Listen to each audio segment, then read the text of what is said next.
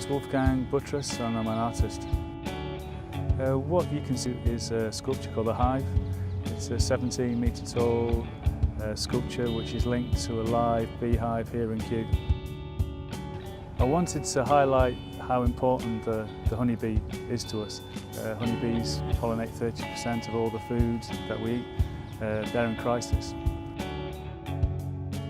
I wanted to create an immersive installation to help explain this, but in a quiet and gentle way.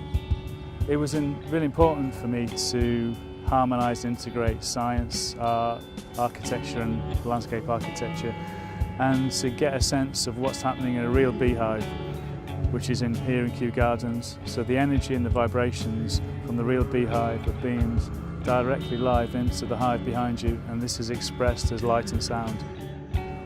When you're in the hive, what you're actually hearing is a whole series of musical instruments, a cello, a violin, a mellotron, voices, but these are all triggered by the energy of the bees. So it's very much as if the bees are having a conversation with you. So it's this triangle of bee, sculpture and man. And in a way, it's trying to make this connection of man back to nature. So for me, the landscape is as important as the hive itself. So the idea the visitor walks into through a wildflower meadow and then enters the hive itself.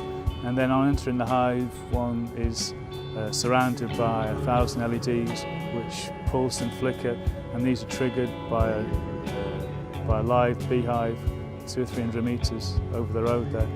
And the sounds as well are also triggered by the bees. So in the morning, when the bees are quite quiet, the sound is a lot more sort of gentle and sort of calmer. In the afternoon, when the bees are going out foraging for pollen, it'll trigger off these noise gates, and one will hear a violin, a piano, a guitar, a voice. So it's very much the bees are conducting the soundscape, so it's very fluid, and it's a conversation between the visitor, the sculpture and the bees. You'll never hear the same thing twice. If people could leave the hive with a greater understanding of the importance of the honeybee and pollination, that would be an amazing thing for me.